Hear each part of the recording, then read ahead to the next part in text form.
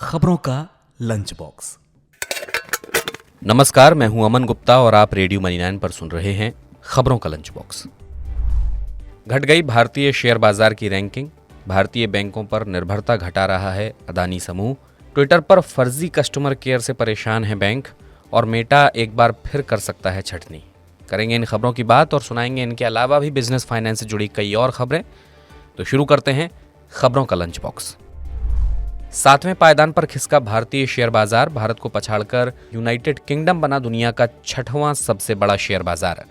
Britain की primary listing का combined market cap मंगलवार को $3.11 ट्रिलियन पहुंचा।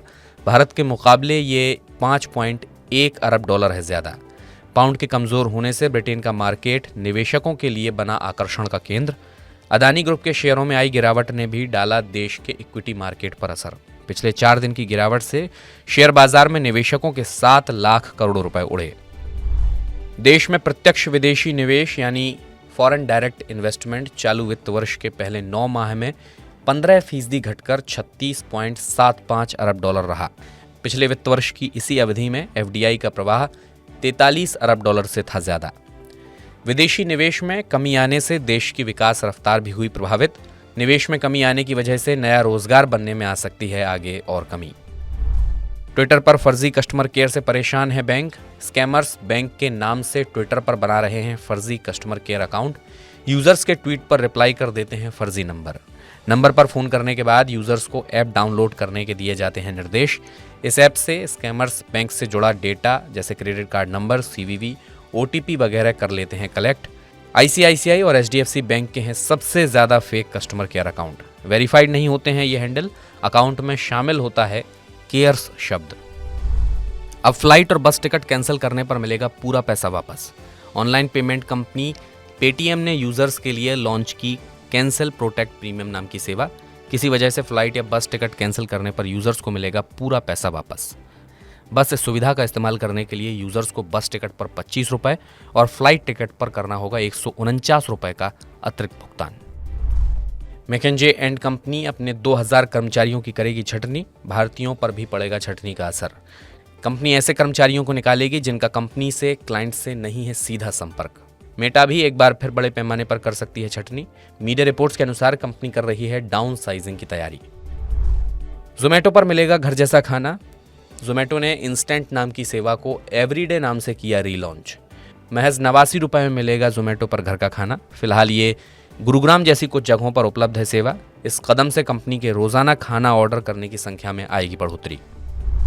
भारतीय बैंकों पर अपनी निर्भरता घटा रहा है अदानी समूह।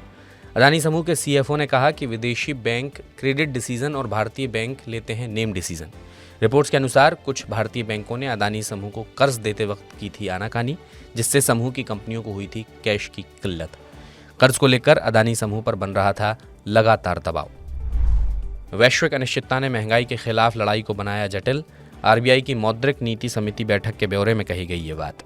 बैठक में मौद्रिक नीति के कठोर बने रहने के भी मिले संकेत। अप्रैल में आरबीआई एक बार फिर कर सकता है रेपो रेट में 1/4% की बढ़ोतरी। इसका आपकी और हमारी जेब पर पड़ेगा असर, क्योंकि कर्ज लेना हो जाएगा और भी महंगा। ऊंचे ब्याज से उपभोक्ता मांग भी हो सकती है प्रभावित। जरूरी दवाओं की राष्ट्रीय सूची का विस्तार करने जा रही है सरकार। सामान्य तौर पर उपयोग होने वाले हाइजीन उत्पाद जैसे adult diaper, sanitary napkin, floor cleaner, toilet cleaner और साबुन होंगे इसमें शामिल। राष्ट्रीय सूची में शामिल होने के बाद अधिकतम खुदरा मूल्य तय करती है नेशनल फार्मास्यूटिकल प्राइसिंग अथॉरिटी। इस फैसले से सामान्य हाइजीन उत्पादों की कीमतों में आएगी कमी। कंपनियां ग्राहकों से नहीं वसूल पाएंगी मनमानी कीमत। एचडीएफसी म्यूचुअल फंड ने पेश किया एचडीएफसी एमएनसी फंड। ये फंड सभी सेक्टर और मार्केट कैप सेगमेंट वाली मल्टीनेशनल कंपनियों के इक्विटी और इक्विटी रिलेटेड इंस्ट्रूमेंट्स में करेगा निवेश के लिए 3 मार्च तक खुला है फंड। लॉन्ग टर्म निवेश करने वालों की वेल्थ क्रिएशन में मदद करेगा ये नया फंड। मल्टीनेशनल कंपनियों में निवेश करने का मिलेगा मौका। आरबीएल बैंक ने महंगा किया कर्ज। आरबीएल बैंक ने सभी अवधि की एमसीएलआर को 20 बेसिस पॉइंट तक बढ़ाया। इससे एमसीएलआर से जुड़े सभी तरह के लोन हो जाएंगे महंगे। होम, कार और पर्सनल लोन की ईएमआई में भी होगा इजाफा। यस बैंक ने चुनिंदा अवधि वाली एफडी पर ब्याज दरों को बढ़ाया। 2 करोड़ रुपए से कम वाली फिक्स्ड डिपॉजिट पर बैंक ने 25 से 50 बेसिस पॉइंट का किया इजाफा। बैंक सामान्य ग्राहकों को 7.5% और सीनियर सिटीजन्स को देगा 8% तक का ब्याज। नौकरी चुनते वक्त लोग सबसे ज्यादा देते हैं वेतन को महत्व। ज्यादा वेतन के लिए अच्छी कंपनी भी छोड़ सकते हैं कर्मचारी। CBRE इंडिया के सर्वे में शामिल 1500 कर्मचारियों में से करीब 60% ने ये बात कही। 70% कर्मचारियों ने हफ्ते में कम से कम 3 दिन ऑफिस आकर काम करने की जताई इच्छा। तो खबरों के लंच बॉक्स में इतना ही। इसे लिखा है आंचल चौधरी ने। मैं हूं अमन गुप्ता। शाम को लेकर आऊंगा आपके लिए प्रॉपर्टी वाला का वीकली बुलेटिन। बिजनेस और फाइनेंस से जुड़ी खबरों से अपडेट रहने के लिए मनी9 का ऐप जरूर डाउनलोड कर लीजिए। चलता हूं, नमस्कार। खबरों का लंच बॉक्स।